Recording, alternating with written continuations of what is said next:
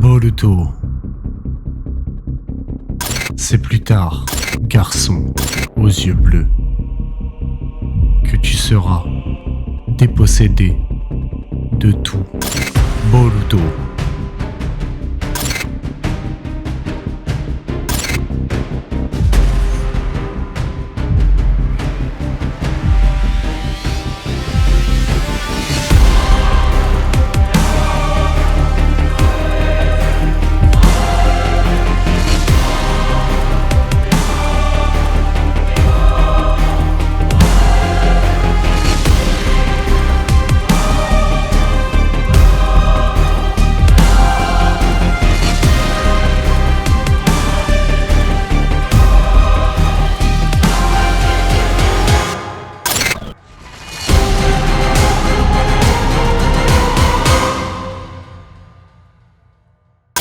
Yo, salut les potes, c'est ProSensei, j'espère que vous allez bien. On se retrouve aujourd'hui pour le chapitre 43 de Boruto. Je dirais même plus, mais quel chapitre de fou. J'espère que l'intro vous a plu. Je me suis donné pour cette intro parce que ça faisait très longtemps que j'avais pas fait une vidéo, ça fait presque un mois, et je peux vous dire que c'est plus pénalisant pour moi que pour vous, mais en tout cas je suis vraiment très content de pouvoir vous proposer encore une vidéo aujourd'hui, et cette fois-ci on va parler de ce chapitre monstrueux que nous avons eu le droit d'avoir, notamment avec un Boruto, mais juste magistral dans sa démonstration de force. Je suis en train de parler trop vite, je suis encore une fois en train de parler de ça, alors que je n'ai même pas encore parlé du chapitre. Bon, c'est un chapitre, comme vous avez pu le comprendre, qui se base uniquement sur un combat, c'est-à-dire de la fin du combat contre Boro, puis d'un nouveau combat qui va démarrer après. Vous allez le voir, je suis resté sur le cul quand j'ai vu ça, je suis resté sur le cul, vraiment. Mais bref, on va parler de ça tout de suite, vous allez voir, c'est juste génial.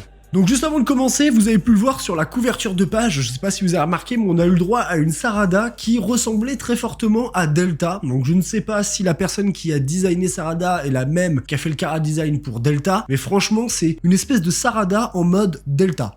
Pourquoi en fait, pourquoi l'avoir fait comme ça en fait? Parce que vraiment je comprends pas l'intérêt d'avoir fait une cover comme ça. Est-ce que c'est une demande d'un fan? Je ne sais pas, mais dans tous les cas voilà, vous pouvez voir la cover, c'est quand même assez spécial. Ça lui va bien, mais c'est spécial. Du coup rappelez-vous, lors du dernier chapitre, on avait vu Sarada exécuter le Chidori, et elle savait plus ou moins, grâce au fait d'avoir observé Boro, elle avait pu voir plus ou moins que le noyau se situait sur le flanc droit de Boro. Avec le Chidori qu'elle a lancé à la fin du dernier chapitre, et bien en fait on reprend exactement au même endroit, c'est-à-dire qu'elle a transpercé Boro et elle a son noyau dans la main. Il se retourne, un petit peu débile d'ailleurs, mais bon, on y reviendra sur le cas de Boro après. Elle transperce Boro et elle éclate le noyau en fait dans sa main grâce au Chidori. Et lui, Kawaki ne connaissait pas cette technique. Et c'est vrai que le Chidori c'est une technique que nous on connaît par cœur. On l'a vu utiliser par Sasuke, par Kakashi, et donc là maintenant c'est Sarada qui reprend le flambeau de Sasuke en copiant sa technique. Voilà, il y a quand même un certain gap qui a été passé par Sarada, notamment le Sharingan à 3 Tomoe. Maintenant le Chidori, je pense qu'elle va devenir vraiment très très efficace après. Donc le trio de la Team 7 il est juste fou. Là en plus il y a Kawaki, franchement les 4 ils ne rigolent pas du tout. Bref, ça on aura l'occasion d'en reparler à un autre moment. Dans tous les cas, elle détruit le noyau de Boro, et c'est ce qu'explique Kawaki. Vu la réaction que Boro a à ce moment-là, c'est-à-dire le fait de se déformer, de devenir fou de rage et de se déformer, il pète les plombs, et en fait il commence à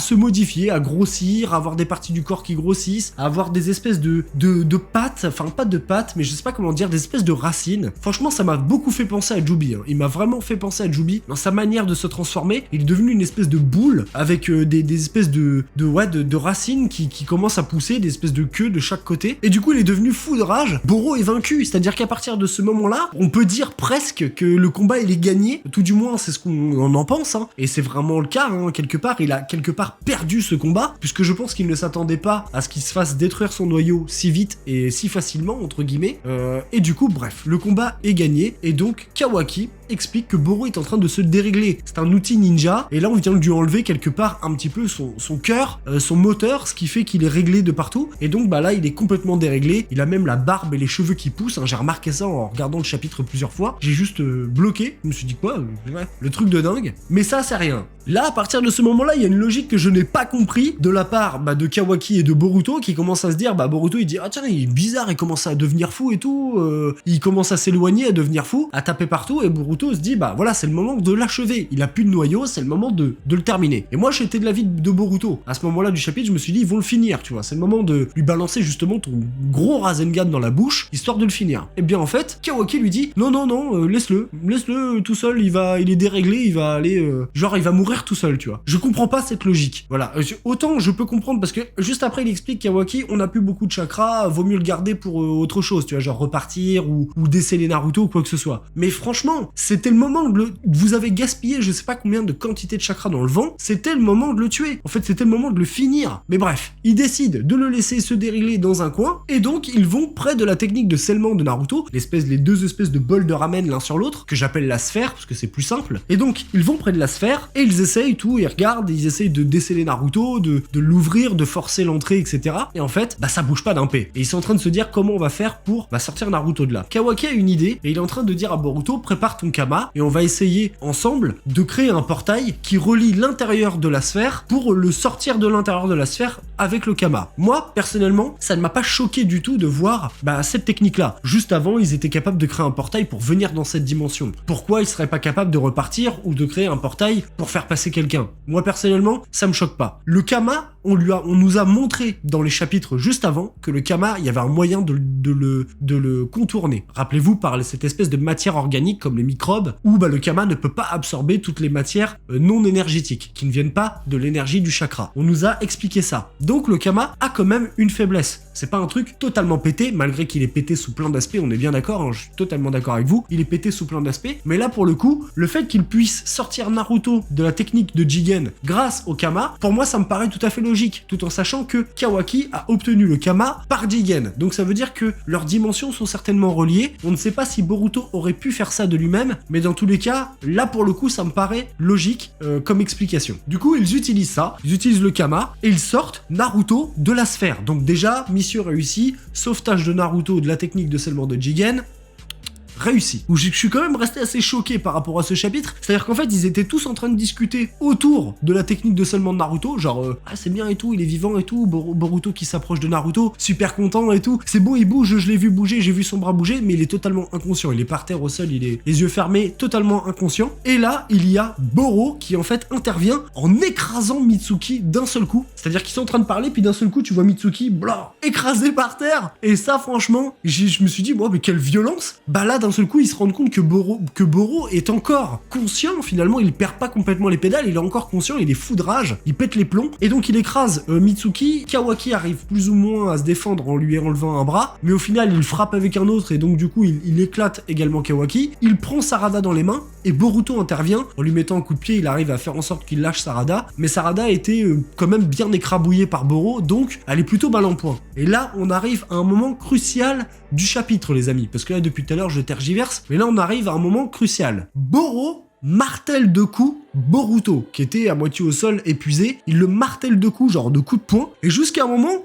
où il lève le poing, et il se dit, mince, Boruto n'est pas là. Tadam! Franchement, je suis resté, mais sur le cul, les amis, quand j'ai vu ça, j'ai dit, non! Momoshiki a pris la possession du corps de Boruto. Donc il y a une moitié du corps, on a l'impression qu'il est endormi à moitié. Du côté où il n'y a pas le Jogan, ce qui est très intéressant d'ailleurs, je trouve que c'est un point intéressant. Du côté où il n'y a pas le Jogan, on peut voir que Boruto est comme endormi finalement, comme une conscience endormie. Et d'un autre côté, il y a son Jogan qui s'active, parce que je ne sais pas si c'est le Jogan, enfin non, c'est un Byakugan, mais à travers le Jogan de Boruto. Et c'est ça qui est intéressant, parce qu'en fait, pourquoi ce n'est pas l'autre œil, ou pourquoi ce n'est pas les deux yeux? C'est qu'un seul œil, et c'est uniquement du côté du Jogan où il y a la corne, et c'est également du côté où il y a le Kama de Boruto. Boruto est en fait possédé par Momoshiki, et donc c'est Momoshiki en fait qui parle à travers Boruto, et qu'il dit à Boro, ne te surestime pas trop, genre être inférieur, ou quelque chose comme ça. C'est simple, Boruto, donc possédé par Momoshiki, a joué clairement à Captain Tsubasa avec Boro. C'est-à-dire coup de pied, il l'a monté en l'air, coup de pied, il l'a éloigné, il avait plus beaucoup de chakra, parce que Momoshiki qui est en possession du corps de Boruto se dit, mince, il regarde le Kama et il se dit qu'il n'y a pas beaucoup de chakra. Donc déjà, il y a une information qui est très importante, c'est que Momoshiki maîtrise le Kama. Ça, c'est important. Parce que même si ça paraît logique de se dire, oui, mais vu que Momoshiki, il a été dans le corps de Boruto, Boruto a le Kama, oui, mais Momoshiki maîtrise le Kama. C'est une information qui est très importante. Il se rapproche et il se sert dans le chakra de Naruto avec le Kama de Boruto. Tout ça sous les yeux de Sarada qui était consciente encore et qui voyait la scène et qui se demandait ce qui se passait. D'ailleurs, elle voyait Boruto léviter en l'air en mode Otsutsuki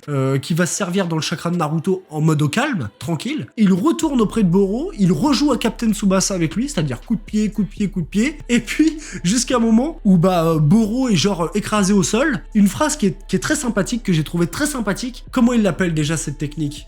Ah oui, le Rasengan. Et du coup, il fait un Rasengan, mais monstrueux, genre énorme, le même qu'il a fait contre Momoshiki pour le buter, et il éclate Boruto, il le pulvérise avec un énorme Rasengan. Il le détruit complètement, il n'y a plus que quelques morceaux de Boro qui tombent. Donc je pense que Boro n'est pas mort, tout du moins il pourra être reconstitué après. Mais dans tous les cas, voilà, Boro, là, cette fois, c'est définitivement terminé pour le coup. Il est mort. S'il n'y avait pas eu cette intervention de Momoshiki, il n'aurait jamais véritablement peut-être gagné le combat. En fait, c'est à la fois une victoire et à la fois une défaite quelque part. Parce qu'ils ont sous-estimé Boro. Boro n'a pas été non plus super efficace. C'est un petit peu ce que je reproche à ce personnage, parce que je trouvais son chara-design assez stylé. Je trouvais aussi son intrigue, sa façon de combattre assez intrigante et assez stylée aussi. Mais finalement, il n'a pas été un adversaire si difficile que ça. Franchement, moi j'avais trouvé Delta beaucoup plus... je sais pas comment expliquer ça, même dans ses techniques avec le drone. Tu sais pas si le drone c'est Delta ou si c'est elle peut absorber les jutsu, etc.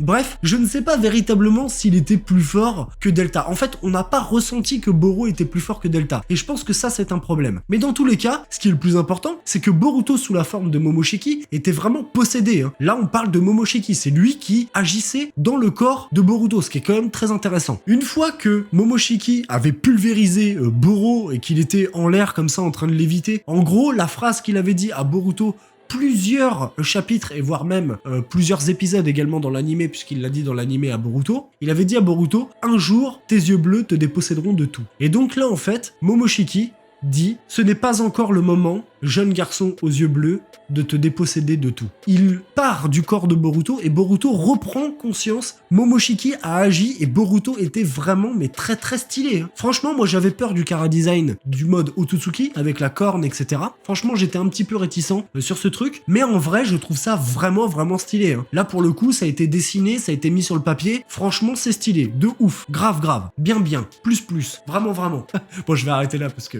casse les couilles. Boruto reprend conscience et justement il est devant Mitsuki qui l'a rattrapé quand il était en train de redescendre de son espèce d'illumination de Momoshiki qui avait possédé son corps. Il le rattrape et en fait Boruto dit ah Mitsuki alors machin et tout. Il se souvient de rien. Il se souvient pas du tout de ce qui vient de se passer. Il n'a absolument pas conscience qu'à l'intérieur de lui il a été possédé, qu'il a tué Boro et vous allez comprendre que ça c'est un vrai problème et vous allez comprendre. Sarada aussi, elle prend conscience qu'il il s'est passé quelque chose et que Boruto ne se souvient de rien. Et d'un seul coup, j'y reviendrai après sur ce que je venais de dire, et d'un seul coup, on se retrouve dans le siège de Kara avec un Kashin Koji qui est déterminé à tuer Jigen. Il dit à Amado où son code est Boro. Amado lui dit Boro est auprès du 7e Hokage et code est près de Jubi. Donc ça veut dire que Jigen avait déjà anticipé l'arrivée des shinobi, éventuellement de Sasuke, soit pour délivrer Naruto, soit pour aller capturer Jubi. Donc il attache une énorme importance à Jubi, c'est très important, parce que je suppose que s'il a mis Code près de Jubi, c'est qu'il voulait le protéger absolument d'une éventuelle invasion de quelque chose ou de quelqu'un. Amado lui dit, Jigen est au fond, tu vas le faire, et là, on a un Kashin Koji qui lui sort, il dit oui,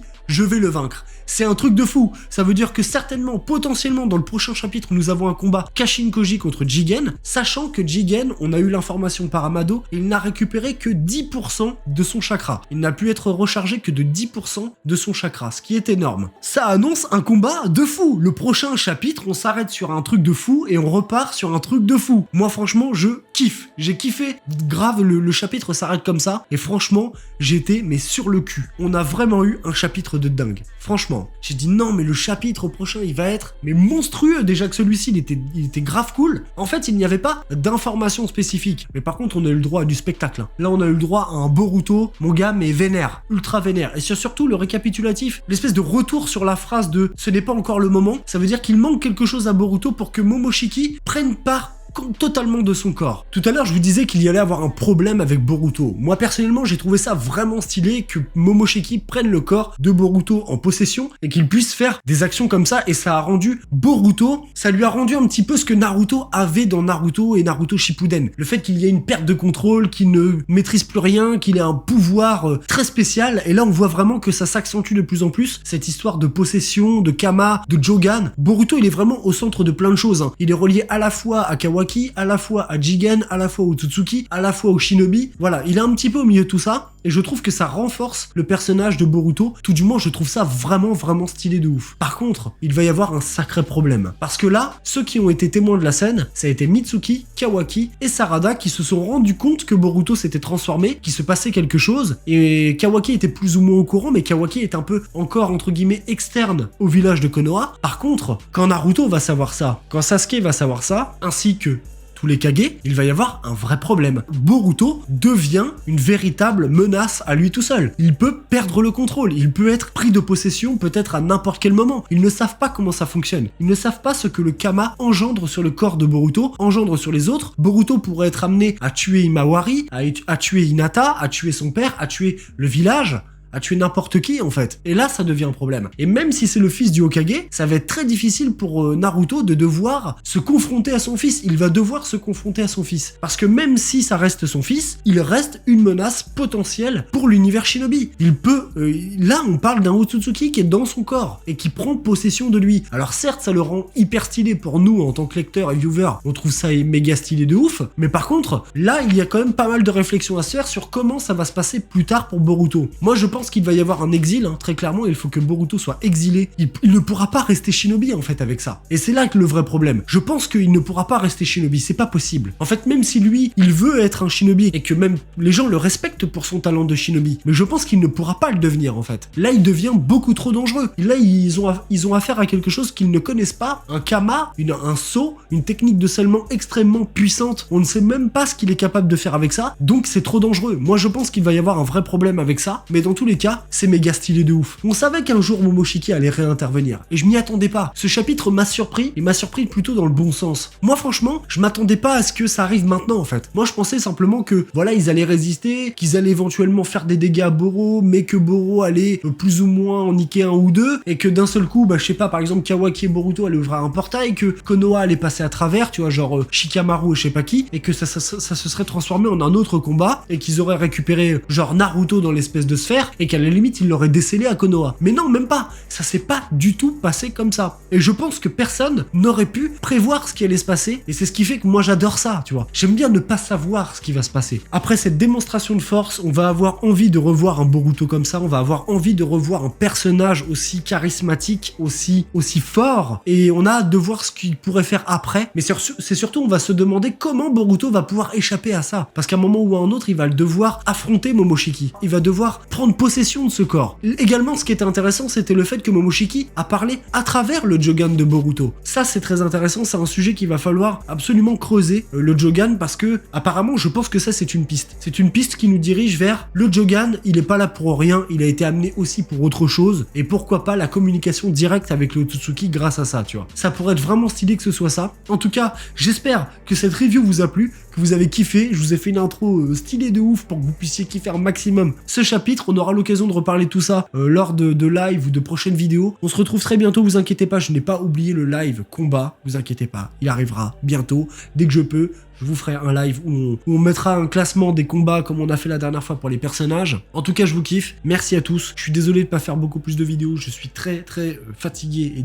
et je travaille beaucoup en ce moment. Donc j'ai un peu de mal à pouvoir produire des vidéos. Mais vous inquiétez pas, j'y travaille. On se retrouve très bientôt. Merci à tous. À très vite. Ciao, ciao.